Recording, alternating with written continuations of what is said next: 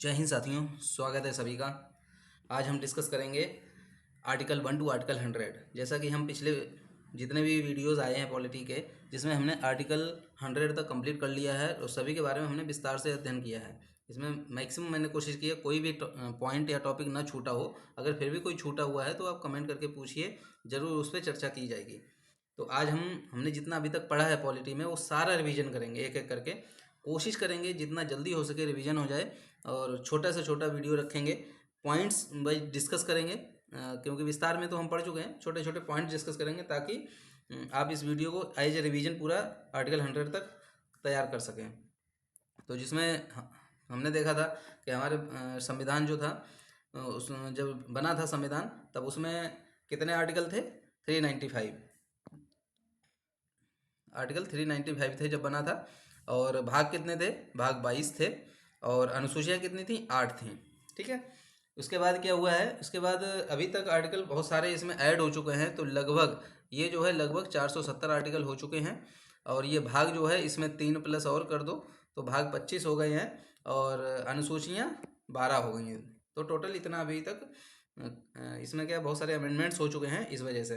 पर आर्टिकल हमारे काउंटिंग में 395 ही हैं, 396 कोई आर्टिकल नहीं है। बस इसमें क्या है, इनके पार्ट वाइज इनमें ऐड किया गया है। जैसे आर्टिकल 30 है तो 30 का ए कर दिया, आर्टिकल 21 का ए कर दिया, जैसे ABCD करके इसमें ऐड किए गए हैं। पर काउंटिंग इतना ही है। ऐसे भाग जितने भाग हैं, भाग 22 हैं तो भाग काउंटिंग 22 है। भाग जो 23 है वो कोई भी भाग नहीं है, भाग 22 है। इसमें जैसे कुछ कोई भाग ऐड किया, जैसे 4 अल्फा एक ऐड किया गया है। आर्टिकल 4 पहले से था DPSB का, उसमें एक अल्फा जोड़ दिया है, तो ये एक भाग नया लगा दिया है, मौलिक अधिकार का। सॉरी, हाँ, फंडामेंटल ड्यूटीज़ का, मौलिक कर्तव्य अधिकार नहीं। ठीक है। उसके बाद अनुसूचियाँ 8 थी तो 4 अनुसूचियाँ और ऐड हो गई हैं। तो अनुसूचियों वाला नेक्स्ट वीडियो अब अनुसूचियों का ही लाऊंगा। उसमें सारी 12 अनुसूचियाँ हैं, उसमें कौन से आर्टिकल कवर किए गए हैं वो सारा नेक्स्ट वीडियो में देखेंगे। तो अभी हम रिवीजन के तौर पे देखते हैं। चलो शुरू करते हैं। तो हमने भाग आर्टिकल 100 जो है, आर्टिकल 100 तक भाग 5 ही कवर होता है। भाग 5 पूरा कंप्लीट नहीं होता है। भाग 5 और भी अभी चलेगा, बट भाग 1 हमने देखा था। भाग 1 क्या था? संघ एवं उसके राज्य क्षेत्र। तो भाग 1 कितना था? आर्टिकल 1 टू 4, आर्टिकल 1 टू 4 था। ठीक है। तो इसमें देखते हैं आर्टिकल 1 में क्या था। भाग ही पहले देख लेते हैं। भाग 1 है संघ एवं उसके राज्य क्षेत्र। भाग 2 है नागरिकता। भाग 3 है मौलिक अधिकार। भाग 4 है राज्य के नीति निर्देशक तत्व। और भाग 4A है फंडामेंटल ड्यूटीज, मौलिक कर्तव्य। भाग 5 है संघ। तो ये भाग ऐसे 5 हैं, तो हम 5 ही भाग तक चर्चा करेंगे। उसमें 5वां 100 तक ही देखेंगे मेन। ठीक है। उसके बाद देख चलो शुरू करते हैं। आर्टिकल 1 में क्या है? आर्टिकल 1 में है संघ का नाम और उसके राज्य क्षेत्र। मतलब जो हमारा देश है भारत, यानी कि इंडिया, ये दोनों नाम हमारे संविधान में दिए गए हैं। ठीक है। तो इसमें क्या है, भारत अर्थात इंडिया राज्यों का एक संघ होगा। ठीक है। और उसमें जितने भी राज्य हैं और राज्य क्षेत्र होंगे सभी के नाम दिए होंगे। ठीक है। ये आर्टिकल 1। आर्टिकल 2 क्या है? नए राज्यों का प्रवेश या स्थापना। तो नए राज्यों को भी हम बना सकते हैं और उनकी स्थापना कर सकते हैं। आर्टिकल 3 क्या है? सिक्किम को संघ के साथ जोड़ा जाए। निरस्त किए गए राज्यों का नाम परिवर्तन, पुराने राज्यों के क्षेत्र, मतलब किसी भी राज्य के नाम आप बदल सकते हैं। ठीक है। और कोई भी अर्जित भूमि है उसको आप राज्य बना सकते हैं। और जितने भी पुराने सीमाएं हैं, नाम है, किसी राज्य का नाम में परिवर्तन करना, किसी राज्य की सीमाओं में कुछ परिवर्तन करना, वो जो है केंद्र सरकार कर सकती है, वो भी उस राज्य की परमिशन के बिना। आर्टिकल 3 में है। आर्टिकल 4 क्या है कि अगर आर्टिकल 2 और आर्टिकल 3 में कोई भी परिवर्तन होता है तो ये जो है तुम्हारा संसद में साधारण बहुमत से पारित होने चाहिए, और इसका विरोध राष्ट्रपति भी नहीं कर सकते हैं। ये आर्टिकल 4 में कहा गया है। ठीक है। अभी चलो भाग 1 कंप्लीट हो गया। भाग 2 देखते हैं, नागरिकता। भाग 2 का नागरिकता है। इसमें कितना, कहाँ से का आर्टिकल है? आर्टिकल 5 टू 11 ये हमारा भाग 2 में है। तो आर्टिकल 5 है संविधान में प्रारंभ से नागरिकता। मतलब जो नागरिकता है इसको कैसे देगी? प्रारंभ में जो प्रारंभ से थे उनको नागरिकता मिलेगी। तो इसमें पहले कितने प्रकार थे नागरिकता? तो वो 5 प्रकार थे, जिसमें जन्म से भारत में हो, अगर आपके पेरेंट्स भारत के हैं, संविधान लागू होने से 6 महीने तक अगर आप गए और वापस आ गए भारत में, तो इस तरह के ये थे। ठीक है। आर्टिकल 6 में है पाकिस्तान से भारत, ये बराज नहीं, भारत पाकिस्तान गए और फिर भारत वापस आ गए तो उनको कुछ व्यक्तियों के लिए परमिट रूल देके हम इसमें नागरिकता देते थे, जो कि 19 जुलाई 1948 क्या था? 19 जुलाई 1948 इस बीच इससे पहले अगर आप आ गए हो तो 6 महीने का रजिस्ट्रेशन कराओ, रजिस्ट्रेशन करा के परमिट रूल से आपको नागरिकता मिल जाएगी। आर्टिकल 7 में क्या है, पाकिस्तान का प्रवर्जन मतलब करने वाले कुछ व्यक्तियों को नागरिकता मतलब 1 मार्च 1947, ये डेट याद करना, 1 मार्च 1947 को अगर आप पाकिस्तान गए और वहाँ से फिर वापस आ गए तो भारत आपको नागरिकता देगा इस डेट के हिसाब से, ठीक है। उसके बाद आर्टिकल 8 में क्या है कि अगर आप भारत से बाहर भी जा रहे हो तो भारतीय मूल के कुछ व्यक्तियों के लिए नागरिकता का अधिकार है। उसमें क्या है कि अगर आप विदेश गए तो आपकी नागरिकता छीनी नहीं जाएगी, आप NIA रहोगे, आपके बच्चों को भी नागरिकता मिलेगी, बस आपको रजिस्ट्रेशन कराना पड़ेगा, ठीक है। उसके बाद आर्टिकल 9 देखते हैं।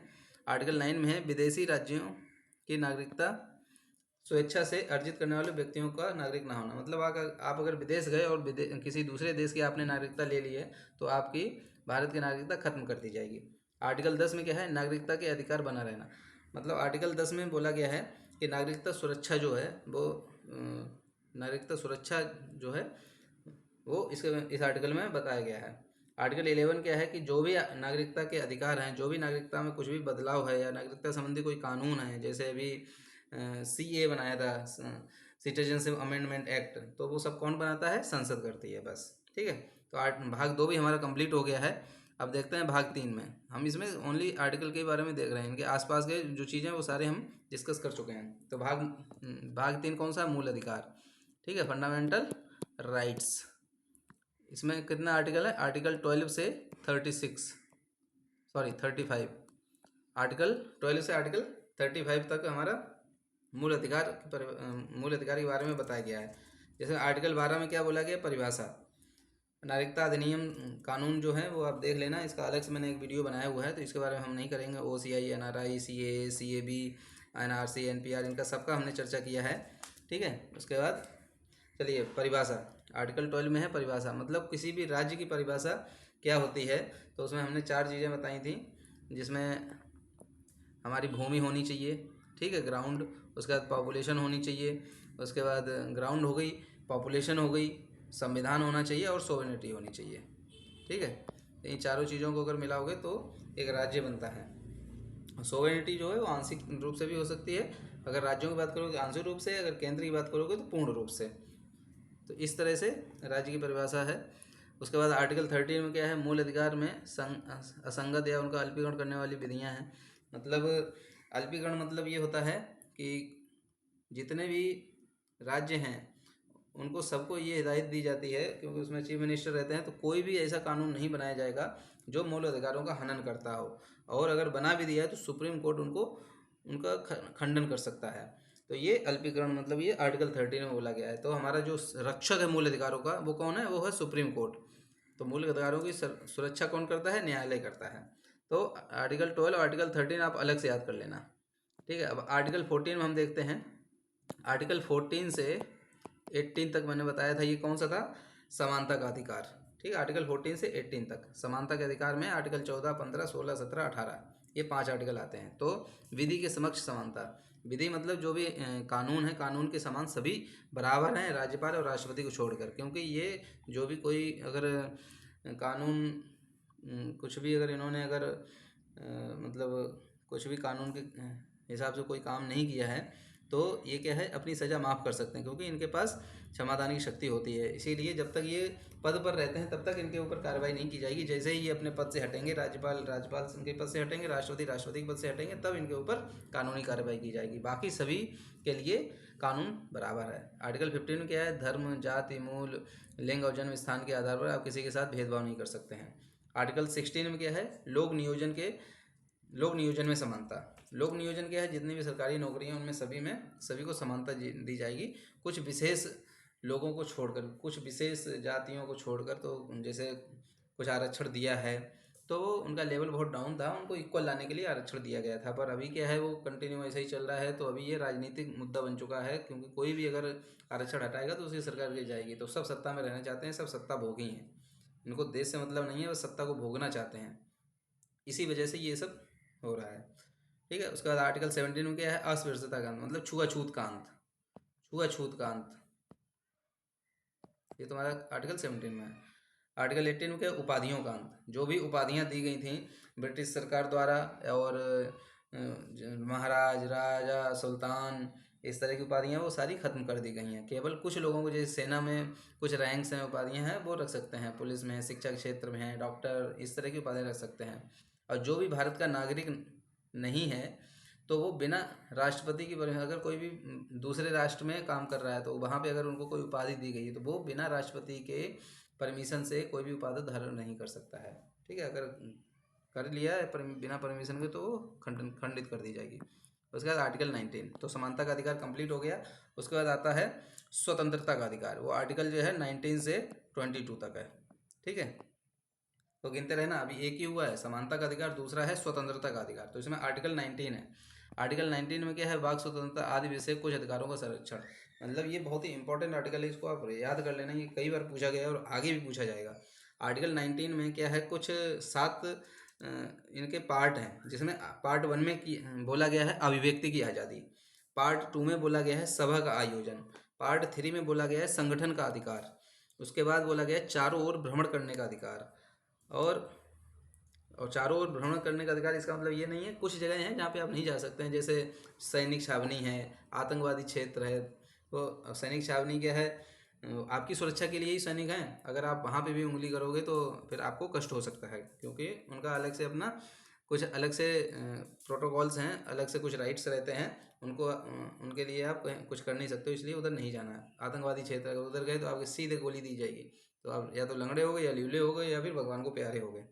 उसके बाद जब चारों ओर भ्रमण करोगे तो फिर भारत में कहीं भी बस भी सकते हो, तो ये है भारत में कहीं भी बसने का अधिकार। उसके बाद है संपत्ति का अधिकार, खरीदी हुई संपत्ति जो है उस पर आपका अधिकार होगा। उसके बाद व्यवसाय का अधिकार। इस तरह से 7 पार्ट है इसके, याद कर लेना।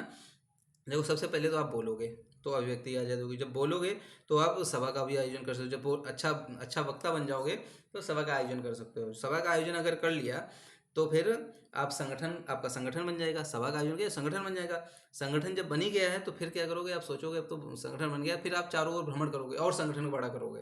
याद करने का ट्रिक बता रहा हूँ, ठीक है। चारों ओर भ्रमण करोगे, जब भ्रमण करोगे तो कहीं दूसरी जगह अगर अच्छी लगे तो आप वहाँ पर रह भी सकते हो। और जब वहाँ पे रहने लगे तो खाने के लिए कुछ तो, जीविका के लिए कुछ तो करोगे, तो आप क्या करोगे, संपत्ति वहाँ पे कुछ ना कुछ खरीदोगे, संपत्ति बनाओगे। संपत्ति बनाओगे, जब संपत्ति हो गई, रहने भी लगे, सब कुछ हो गया, संगठन बन गया, सब हो गया, फिर क्या करोगे, व्यवसाय करोगे, आप परमानेंट वहाँ पे सेटल हो जाओगे। इस तरह से सातों ये याद कर लेना, ठीक है। और संपत्ति का अधिकार अब खत्म कर दिया गया है, पहले था, पहले अभी मतलब खत्म नहीं किया है इसको, मौलिक अधिकार से हटा के इसको कानूनी अधिकार बना दिया है। पहले क्या है कि सरकार, मौलिक अधिकार क्या है, इसमें सरकार जो है हस्तक्षेप नहीं कर सकती है, इसीलिए इसको मौलिक अधिकार से हटा दिया। तो आर्टिकल 20 देखते हैं। आर्टिकल 20 में क्या है, अपराधों के लिए दोष दोष सिद्धि, ये दो नहीं है, दोष दोष सिद्धि से संरक्षण। दोष सिद्धि से संरक्षण क्या है, जैसे आपको सजा दी गई है, जिस समय पे आपको सजा दी गई है, अगर उस समय पे जो कानून है और उसके बाद अगर आपको सजा, जैसे आपने 2016 में कोई आपने पाप किया है, कोई आपने मर्डर कर दिया है, तो उस समय पे जो कानून है उसी कानून के हिसाब से आपको सजा दी जाएगी। ऐसा नहीं 2020 में आपको सजा हुई 2022 में, और बीच में क्या हुआ, 2020 में इस कानून में कुछ मतलब चेंज कर दिया गया है, कुछ अमेंडमेंट ला दिया गया है, तो आपको सजा जो है 2016 के समय जो कानून था उसी हिसाब से दी जाएगी, ना कि 2020 में जो भी इसमें बदलाव कर दिया उसके हिसाब से नहीं दी जाएगी। और एक गलती की एक ही सजा होगी, गवाही जो है जज के सामने मान्य होगी, और खुद के विरुद्ध आप कभी गवाही नहीं दे सकते हैं। ये आर्टिकल 20 में बोला गया है। आर्टिकल 21 कौन सा है, प्राण एवं दैहिक स्वतंत्रता का संरक्षण, ठीक है। प्राण एवं दैहिक स्वतंत्रता, इसमें क्या है, लाइफ एवं पर्सनल लिबर्टी। इसके लिए आप क्या है कि इसमें आप स्वयं आत्महत्या नहीं कर सकते हैं, ज़्यादा प्रदूषण नहीं फैला सकते हैं, ज़्यादा अगर प्रदूषण फैलाए तो क्या होगा, आप दूसरों की जान भी जोखिम में डाल सकते हैं, और उससे प्राण जाने का भी खतरा रहता है। हेल्थ का ध्यान आपका रखा जाएगा गवर्नमेंट की तरफ से। इस तरह से आप जो है आपकी लाइफ के लिए भी कुछ ऐसे खाना मतलब कुछ प्रोटोकॉल्स हैं जो आपको फॉलो करने ही हैं। जैसे आप किसी के घर में नहीं घुस सकते हैं, तो समझ लो ना, ये निजता का अधिकार इसमें आ जाता है। ऐसे ही विदेशी यात्रा अगर करते हैं, विदेशी यात्रा आप कर सकते हैं, बट सरकार की परमिशन से ही, ऐसा नहीं कि आपने मुंह उठाया और चल दिए। ऐसे निजता का अधिकार, निजता के अधिकार में भी आप किसी के घर में नहीं घुस सकते हैं। निजता का अधिकार आपको है, लेकिन इसका मतलब ये नहीं आप कहीं भी चले जाओगे, ठीक है। तो इस तरह से ये आर्टिकल 20 है, प्राण एवं दैहिक, लाइफ एवं पर्सनल लिबर्टी, प्राण एवं दैहिक स्वतंत्रता, ठीक है। आर्टिकल 21 का ए या 21 का, इसमें क्या, प्रारंभिक शिक्षा का अधिकार, मतलब जो भी 6 से 14 वर्ष के बच्चे हैं उनको सरकार जो है निःशुल्क शिक्षा देगी, और ये शिक्षा अनिवार्य होगी। ये पहले ये पहले मौलिक अधिकार नहीं था, ये अमेंडमेंट हुआ है, ये 86th संविधान संशोधन हुआ था 2002 में। ठीक है, उसका अआर्टिकल 22 देखते हैं, कुछ दशाओं में गिरफ्तारी और निरोध से संरक्षण। तो कुछ ऐसी दशाएं हैं जिसमें आप गिरफ्तारी और निरोध से संरक्षण है, जैसे प्रोटेक्शन अगेंस्ट अरेस्ट, इसको इंग्लिश में बोलेंगे। इसमें क्या है, दो तरह की है, एक तो दंडात्मक बोल सकते हैं, दूसरा निवारक निरोध बोल सकते हैं। अगर दंडात्मक देखेंगे तो अपराध के बाद आपका क्या है, गिरफ्तारी हो सकती है। अगर आप गुंडे हैं तो हो सकते हैं। वारंट अगर आपके खिलाफ जारी हुआ है, किसी ने एफआईआर कर दी है, तो इसमें क्या है कि आप अगर गिरफ्तार हो गए तो 24 घंटे के अंदर अंदर आपको मजिस्ट्रेट या जज के सामने आपको पेश करेंगे। ठीक है, और आपके पास एक अधिकार रहेगा कि आप अपने मनपसंद जो है कोई भी एक लॉयर रख सकते हैं। ठीक है, उसके बाद प्रिवेंटिव डिटेंशन क्या होता है, सामूहिक कोई मैटर है, उसमें आपके अगर लेक्चर से या आप अगर कुछ ऐसा बोलोगे तो जनता में भड़क जाएंगे, इस तरह से अगर कुछ भी सामूहिक रूप में अगर कुछ ऐसा है तो वहाँ से आपको कहीं ना कहीं मतलब आपको क्या कर दिया जाएगा, नज़रबंद कर दिया जाएगा, याद रखना। ठीक है, जैसे आर्टिकल 370 जब हटा था तो वहाँ पे महबूबा मुफ्ती मतलब मुफ्ती सरकार जो भी समर्थक थे सबको नज़रबंद कर दिया गया था, ताकि आप कुछ बलगरा ना सको, वहाँ के लोगों को में जो है कुछ न कुछ फूट डाल के आप दंगे फसाद करा दो, इस तरह से। जैसे रोलेट एक्ट हुआ था, तो ये सब आप कर सकते हो, बट ये केवल 3 महीने तक ही कर सकते हो। उसके बाद इसी में न्यायिक हिरासत भी होता है, जुडिशल कस्टडी, अगर और पुलिस रिमांड भी होता है। अगर कैदी से सबूत मांगे हैं तो क्या है कि कैदी ऐसे तो बताएगा नहीं, तो पुलिस रिमांड पे उस कैदी को भेजा जाता है, 15 दिन के लिए ही होता है मैक्सिमम। तो क्या है, पुलिस फिर इनसे पूछती है, तरह तरह के तरीके अपनाती है। अब तरीके वो सबको पता है, लेकिन लिखित में कुछ नहीं है ऐसा है कि पुलिस कोई भी गलत या कानून के खिलाफ कोई भी कार्रवाई नहीं करेगी। उसका न्यायिक हिरासत क्या होती है, पुलिस रिमांड ज़्यादा खतरनाक होती है न्यायिक हिरासत की अपेक्षा। न्यायिक हिरासत क्या होती है, 14 दिन के लिए जेल भेज देती है और आप कार्रवाई करते रहो, आप जो भी सबूत है इकट्ठे करते रहो। तो न्यायिक हिरासत जो है जेल में भेजा जाता है, पुलिस रिमांड जो है पुलिस थाने में ही रहता है बंदा, इस तरह से। जमानत, जमानत आप अगर आपका अग्रिम जमानत है, आप बिना जेल गए आपकी जमानत हो जाए। जमानत क्या है, आप जेल चले गए, फिर आपके सगे संबंधी वकील को लेके जाएंगे, आपकी पुलिस से जेल से जमानत करवाएंगे। ठीक है, इसमें कुछ एक्ट भी आए थे, मीसा एक्ट आया था, maintenance of internal security act, इसको ख़त्म कर दिया गया। ये कब बना था, 1970 में बना था, वो भी उस समय इंदिरा गांधी जी की सरकार थी, बांग्लादेश बनने के बाद आया था मीसा एक्ट। ठीक है, maintenance of internal security act. ठीक है, इमरजेंसी में इसका बहुत ही मिसयूज हुआ था, अगर आपको पता हो तो। उसके बाद पोटा आया था, प्रिवेंशन ऑफ टेररिज्म एक्ट, ये आया था 2002 में। इसमें क्या संसद में हमला हुआ था उस समय पे, याद है। हालांकि मीसा एक्ट भी ख़त्म कर दिया गया, पोटा एक्ट भी ख़त्म कर दिया गया, टाडा एक्ट भी ख़त्म कर दिया गया। तो ये अटल बिहारी जी की सरकार थी, उस टाइम पे संसद में हमला हुआ था, इस वजह से पोटा लाया गया था। तो ये आतंकवादियों पे था। इसमें क्या था, पुलिस के सामने भी गवाही मान्य होगी, लेकिन अभी क्या है, पुलिस के सामने अगर आपने कोई गवाही दी मान्य नहीं होगी, आपकी गवाही मान्य होगी जज के सामने ही। आप पुलिस के सामने कुछ भी बोल दो, जज के सामने मुकर जाओ जाके, मैंने ये बोला ही नहीं। अगर आपने बोला भी है तो पुलिस ने आपसे ज़बरदस्ती बुलवाया है तो वो नहीं माना जाएगा। उसके बाद टाडा एक्ट आया था, टेररिस्ट एंड डिस्ट्रक्टिव एक्टिविटीज़। ये जो है 1985 के आसपास आया था, जब इंदिरा गांधी की मौत हुई थी। तो पंजाब में बढ़ रहे आतंकवादी और खालिस्तानी गतिविधियों को रोकने के लिए हुआ था। ठीक है, इसी के तहत जो है संजय दत्त को भी पकड़ा गया था, AK-47 इनके गैरेज में मिला था। जमानत जो है, 2 गारंटर चाहिए होते हैं जमानत के लिए, और भागे हुए पैसे जब्त हो जाते हैं और गारंटर गिरफ्तार हो जाएगा अगर आप भाग गए तो जमानत में। इसके बाद पैरोल भी होता है, UAPA होता है, अनलॉफुल एक्टिविटीज एंड प्रिवेंटिव, ये अभी भी है। ये UPA सरकार लेके आई थी 1967 में। उसके बाद NSA, रासुका एक्ट जिसे बोलते हैं, नेशनल सिक्योरिटी एक्ट।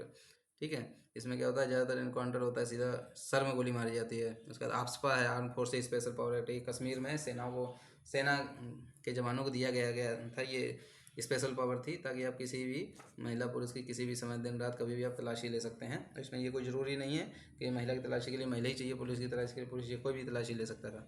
इस तरह से कुछ ये आए थे। चलिए उसका देखते हैं आर्टिकल 23। आर्टिकल 23 में क्या था, बलात् श्रम और मानव के बलात् श्रम और मतलब मानव तस्करी, दुर्व्यवहार, बेगारी, बंधुआ मजदूरी, इन सब पे रोक। तो ये मानव के साथ दुर्व्यवहार वाला हिसाब किताब, ये गलत लिख दिया, मानव के साथ दुर्व्यवहार, दुर्व्यापार नहीं, इस पर रोक लगानी थी।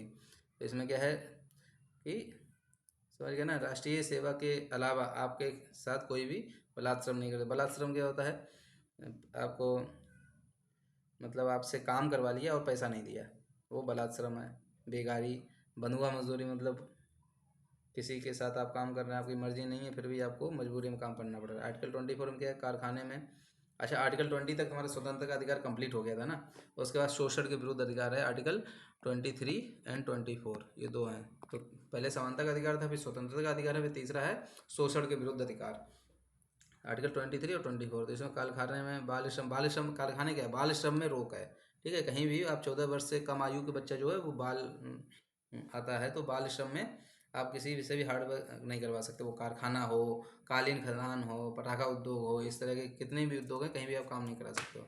उसके बाद आर्टिकल 25, आर्टिकल 25 से शुरुआत हो जाती है तुम्हारी धार्मिक समानता का अधिकार। इसमें 25 से लेकर 25, 26, 27, 28 इस तरह के आर्टिकल आएंगे। अंतःकरण की स्वतंत्रता इसमें बोला जाए, मतलब धार्मिक आप कोई भी धर्म अपना सकते हैं। आर्टिकल 26 में क्या है, धार्मिक कार्यों में अगर आप कोई भी धार्मिक कार्य कर रहे हैं तो उसके नियोजन करने की आप सरलता है, आराम से कर सकते हैं। आर्टिकल 27 में क्या है, किसी भी धर्म विशेष का काम कर रहे हैं तो उसमें आपको टैक्स नहीं लगेगा। ठीक है। आर्टिकल 28 में क्या है, किसी भी शिक्षण संस्थान है उसमें धर्म विशेष की शिक्षा नहीं दी जाएगी, आर्टिकल 28। तो यहाँ से तुम्हारा धार्मिक स्वतंत्रता का भी अधिकार हो गया। उसका बाद आता है आर्टिकल 29। आर्टिकल 29 और आर्टिकल 30, ये दोनों आर्टिकल जो है इसमें क्या आता है, शिक्षा एवं संस्कृति का अधिकार। तो अल्पसंख्यकों को शिक्षा दी जा सकती है और संस्कृति का उनका अधिकार है। और ये जो है अगर ये शिक्षा दी जा सकती है तो ये अपने शिक्षण संस्थान भी खोल सकते हैं। तो बस इतना ही है। आर्टिकल 31 है, संपत्ति का अधिकार है, ये खत्म हो चुका है। पहले ये मौलिक अधिकार था, अब ये कानूनी अधिकार है। आर्टिकल 300 के ए में इसको रख दिया गया है। ठीक है। 31A, तो ये आप देख लेना, अर्जुन नहीं है, अर्जत के उगम विधियों की व्याख्या है। उसका 31 पूरा 31 ख़त्म ही हो गया है। उसके बाद देखते हैं 32 में क्या है, इसको बोलते हैं संवैधानिक उपचार का अधिकार। आर्टिकल 32 से 35 तक। तो आर्टिकल 32 है संविधान का उपचार। तो इसमें क्या है कि 5 चीज़ें होती हैं जिसमें हैबियस कॉर्पस, मैंडमस, कोवरेंटो, प्रोहिबिशन, सेर्सिसरी, बंदी प्रत्यक्षीकरण, परमादेश, अधिकार रक्षा, प्रतिषेध, उत्प्रेषण। तो हैबियस कॉर्पस में क्या होता है, 24 घंटे के अंदर अगर आपको अगर गिरफ्तार कर लिया है तो जज के सामने 24 घंटे के अंदर पेश करना है। उसके बाद मैंडमस, परमादेश, इसमें जब कोई सरकारी व्यक्ति ठीक से अपना काम नहीं करता है तो उसके खिलाफ ये रिट जारी होती है। 5 रिटें हैं। ठीक है। तो सुप्रीम कोर्ट की जो रिटें हैं वो आर्टिकल 32 में है, और हाई कोर्ट की रिटें जो आर्टिकल 226 में 226 में है। ठीक है।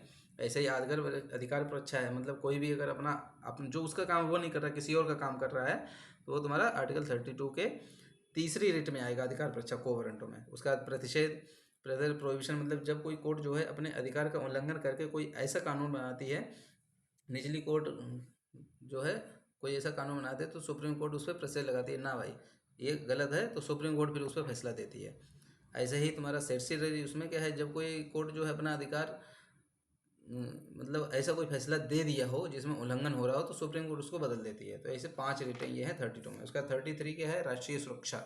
इसमें क्या है कि जो भी गुप्तचर हैं, मतलब सैन्य से रिलेटेड है, सेना से इनके क्या कुछ अधिकारों को रोक लगा दी जाती है। ठीक है। उसका बाद आर्टिकल 34 में क्या है, सैन्य क्षेत्र में सैन्य कानून लगेगा, जहाँ पे सोना नहीं है, सेना है, तब इसके बाद तो सैन्य क्षेत्रों में सैन्य कानून लगेगा। ठीक है। आर्टिकल 35 क्या है, इस भाग में उपबंधों करने वाले विधान, मतलब जितने भी मूल अधिकार हैं आर्टिकल 12 से आर्टिकल 35 तक ये सारे लागू होने चाहिए, इसकी पावर दी गई आर्टिकल 35 में। ठीक है। तो हमारे भाग 3 कंप्लीट हो गए, भाग 1, भाग 2, भाग 3। भाग 4 आता है, ये तुम्हारा है भाग 4, राज्य के नीति निर्देशक तत्व, इसको बोलते हैं DPSP, directive principles of state policies. Article 36 परिभाषा जो हमने आर्टिकल 12 में बताया था वही आर्टिकल 36 में है। उसके बाद आर्टिकल 37 में आते हैं, इस भाग में समाहित तत्वों का लागू होना। मतलब आर्टिकल 37 में है कि कोई भी अगर आर्टिकल है 36 से 51, यही हमारे भाग 4 में आते हैं, आर्टिकल 36 से आर्टिकल 51 तक। तो इसमें अगर कुछ भी फॉलो नहीं किया जा रहा है तो वो सुप्रीम कोर्ट में नहीं जा सकता है, न्यायालय नहीं जा सकते हो। ठीक है। तो ये सिर्फ क्या है, राज्यों, जितने भी राज्य हैं, राज्य की परिभाषा बताई थी ना, तो जैसे राज्य तो बहुत सारे होते हैं, जिसमें हमारे जैसे सेना है वो भी एक राज्य बोला जाएगा, मतलब जिसके पास आंशिक रूप से अपने कुछ ऐसे प्रोटोकॉल्स हों जिस पे गवर्नमेंट भी प्रतिबंध नहीं लगा सकती है।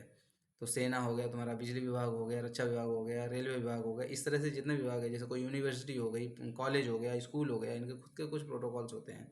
ठीक है, तो ये सब राज्य बोले जाते हैं। तो यही है कि कोई भी न्यायालय नहीं जा सकता है, मतलब न्यायालय में परिवर्तनीय नहीं है। आर्टिकल 37 में ये बोला गया है।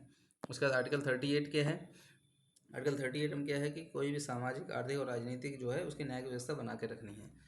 39 में राज्य द्वारा अनुसरणीय कुछ नीति के सिद्धांत हैं। इसमें क्या है कि कुछ ऐसे सिद्धांत दिए गए हैं, जैसे मेल और फीमेल उनको अगर आप काम करवा रहे हो तो समान वेतन देना है, और समान कार्य के लिए भी ये दोनों से अगर समान एक ही जैसे कार्य कर रहे हो तो दोनों को बराबर वेतन देना है।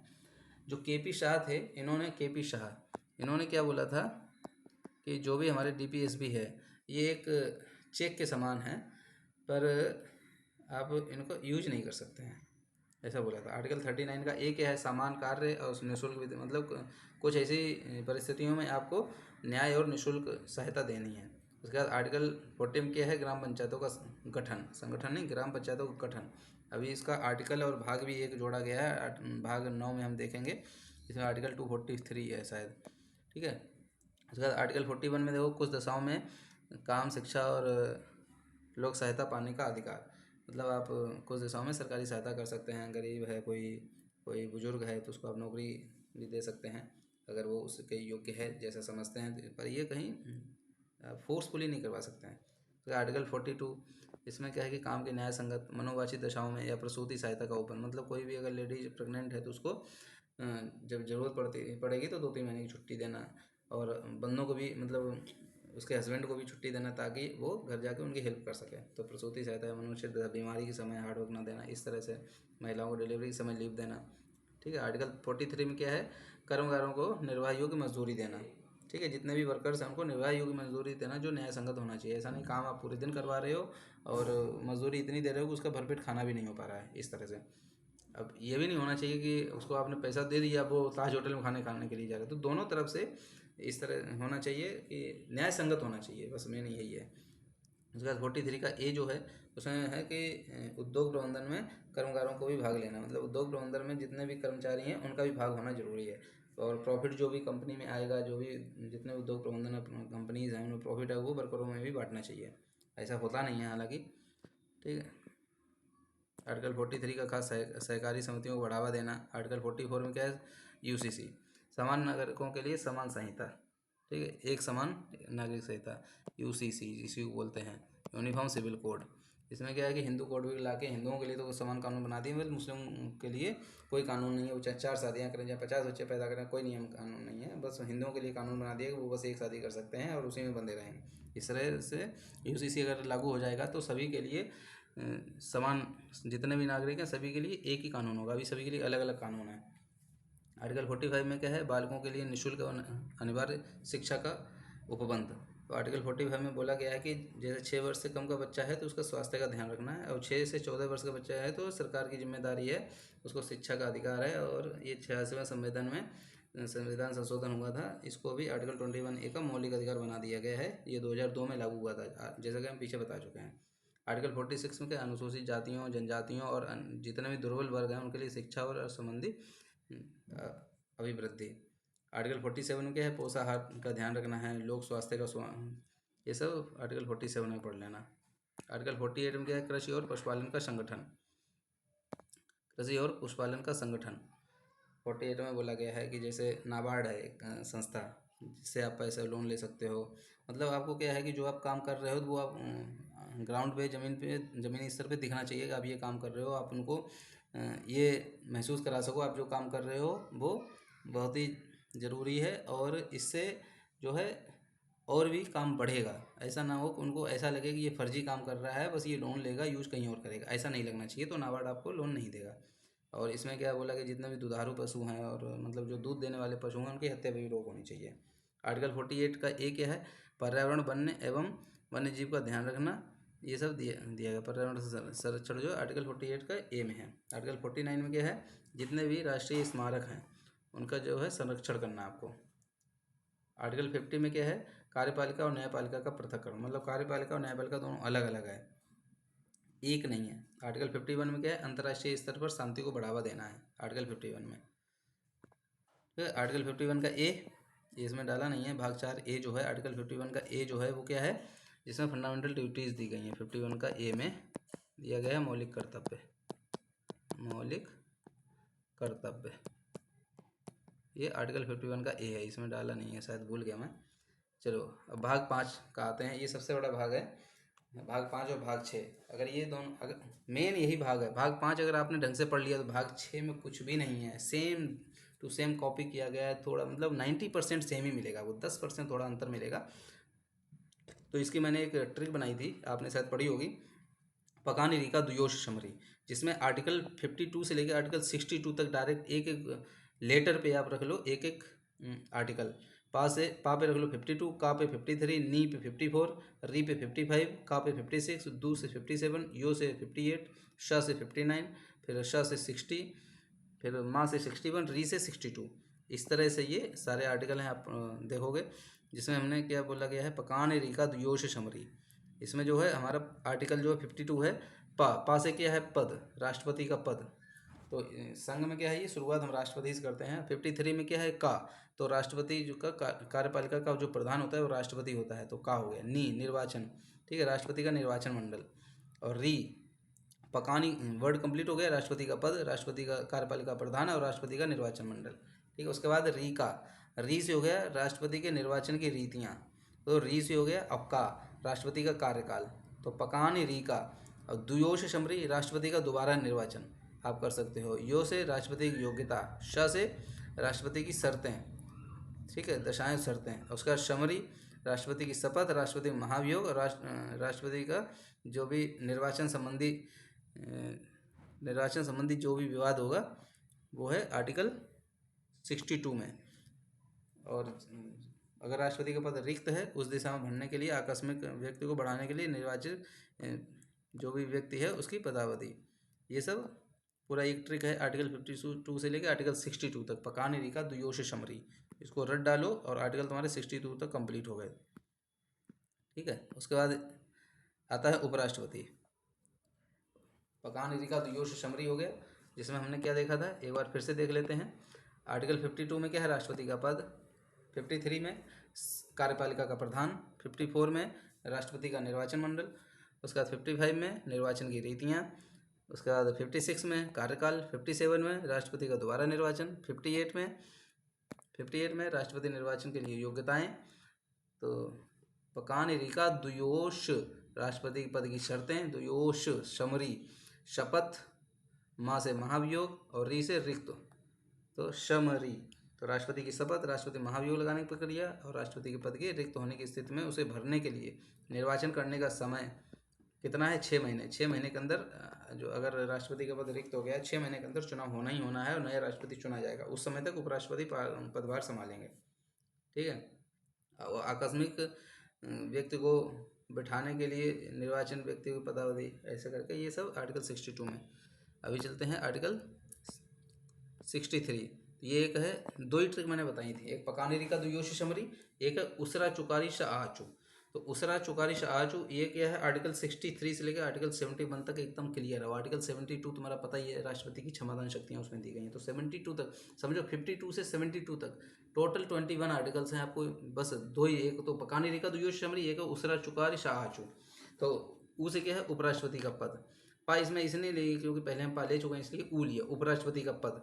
उसके बाद उसरा, सा से हो गया सभापति, सा से सभापति, और रा से राष्ट्रपति की अनुपस्थिति में राष्ट्रपति के कर्तव्यों का निर्वहन करना। मतलब राष्ट्रपति अगर नहीं है तो उपराष्ट्रपति ही राष्ट्रपति का पद संभालेंगे, और सभापति जो हैं उनकी जगह पे कोई दूसरे जो भी स्टैंड बाई चुन रखे होंगे, जो भी उनका नाम होगा वही सभापति के रूप में राज्यसभा में रहेंगे, ठीक है। तो उसरा से क्लियर हो गया, उपराष्ट्रपति का पद, सभापति राज्यसभा में, और राष्ट्रपति की अनुपस्थिति में राष्ट्रपति का पदभार संभालेंगे। तो उसरा हो गया। फिर चुकारी, तो चूस हो गया उपराष्ट्रपति का चुनाव, ठीक है। और काज हो गया उपराष्ट्रपति का कार्यकाल।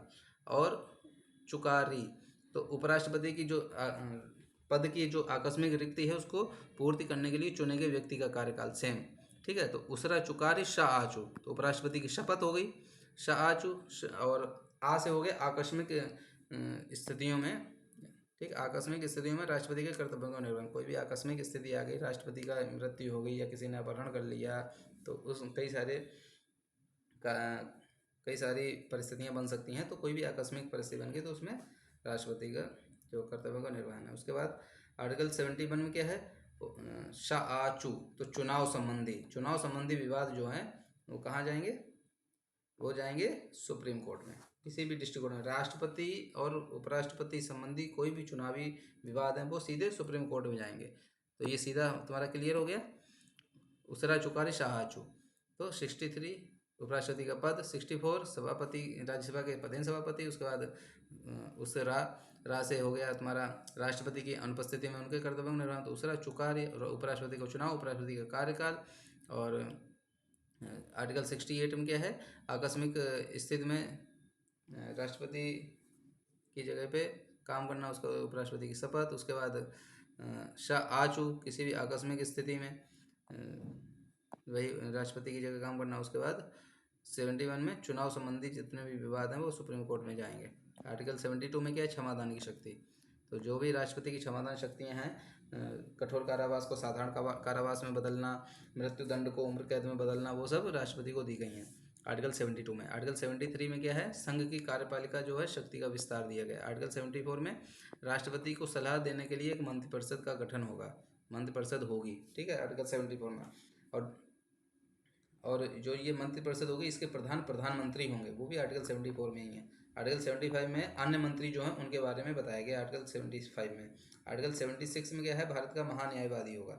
महान्यायवादी कौन होगा, अटॉर्नी जनरल ऑफ इंडिया, जो कि भारत का पहला विधि अधिकारी होता है, अटॉर्नी जनरल ऑफ इंडिया, ठीक है, भारत का महान्यायवादी। आर्टिकल 76। आर्टिकल 77 क्या है, भारत सरकार के लिए कार्य का संचालन कौन करेगा, मतलब भारत सरकार के रूप में जितने भी कार्य किए जाएंगे भारत सरकार के, वो राष्ट्रपति के नाम पे किए जाएंगे, ठीक है। आर्टिकल 78 में क्या है, राष्ट्रपति जो है जानकारी देने के लिए प्रधानमंत्री के कार्य। तो इसमें क्या है कि जो भी प्रधानमंत्री जो है वो मंत्रिपरिषद, और मंत्रिपरिषद के बाद जो भी राष्ट्रपति के बीच में जो है जोड़ने की कड़ी जो है आर्टिकल 78 में दी गई है, ठीक है। और इसमें तुम्हारे जो आर्टिकल 75 में जो अन्य मंत्रियों की चर्चा है, तो इसमें कैबिनेट मंत्री, राज्य मंत्री, उप मंत्री, राज्य मंत्री, स्वतंत्र प्रभार, इनके बारे में भी चर्चा की गई है, ठीक है।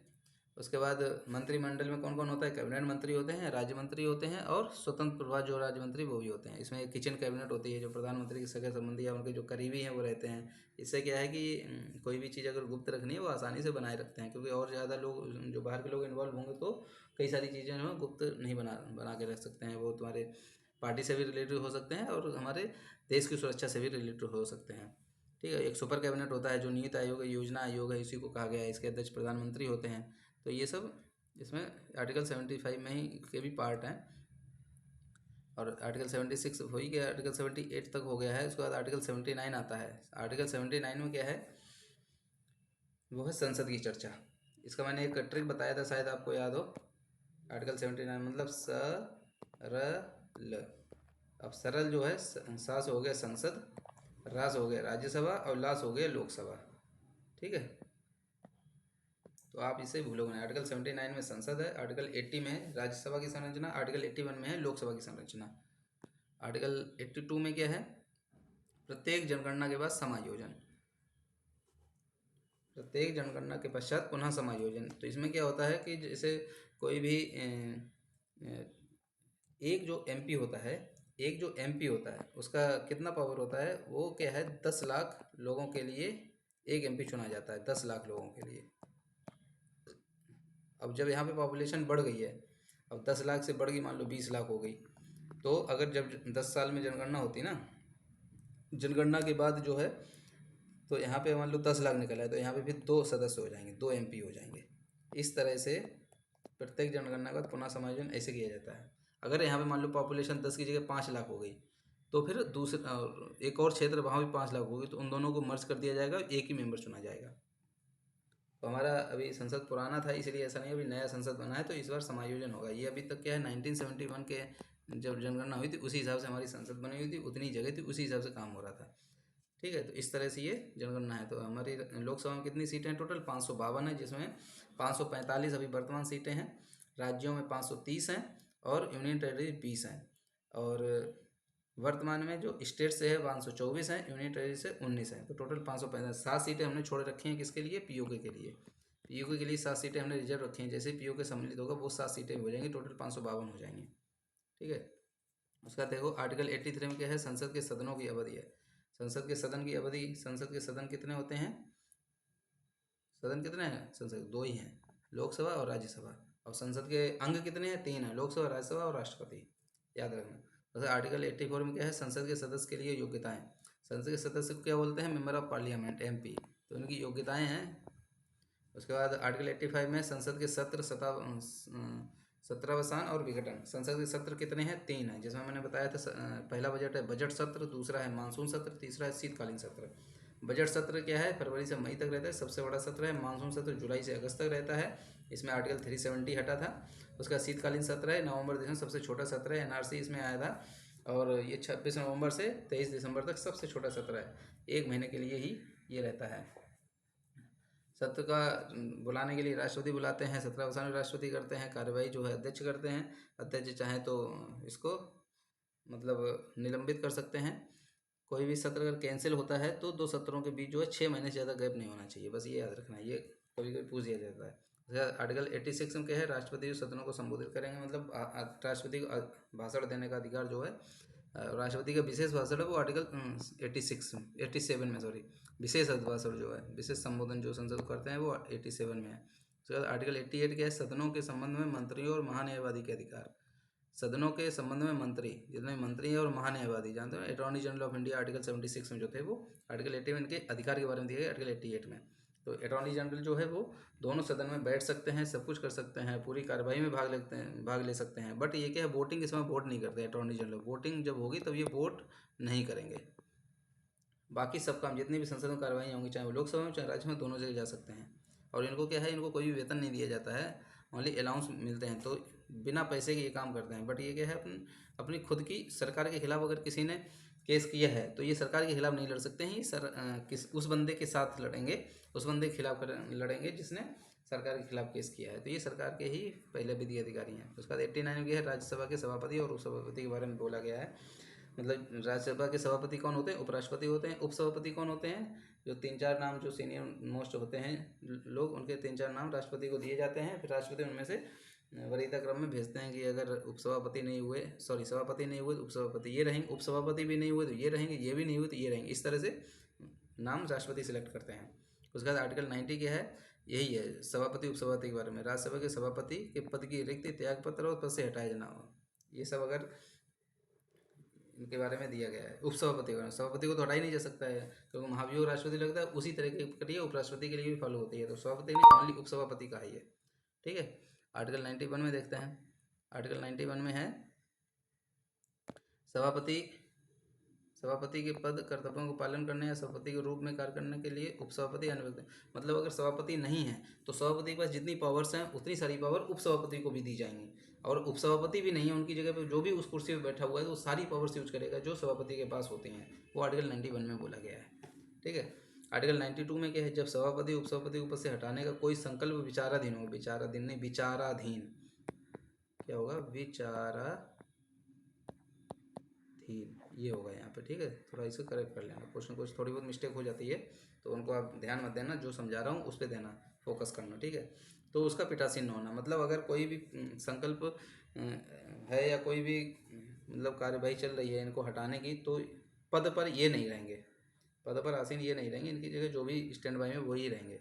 तो ये तीनों आर्टिकल जो सभापति से ही रिलेटेड है। ऐसे ही तुम्हारा आर्टिकल 93 जो है वो लोकसभा अध्यक्ष के बारे में है, तो ऐसे 94, 95, 96 तीनों सेम इसी तरह से आएगा जैसे राज्यसभा के लिए आया था, मतलब सभापति और उपसभापति के लिए आया था। तो इसमें क्या है, लोकसभा के अध्यक्ष और उपाध्यक्ष आर्टिकल 93 में ये रट लेना, आर्टिकल 89, आर्टिकल 93 दोनों एकदम रट लेना, बहुत इंपॉर्टेंट है।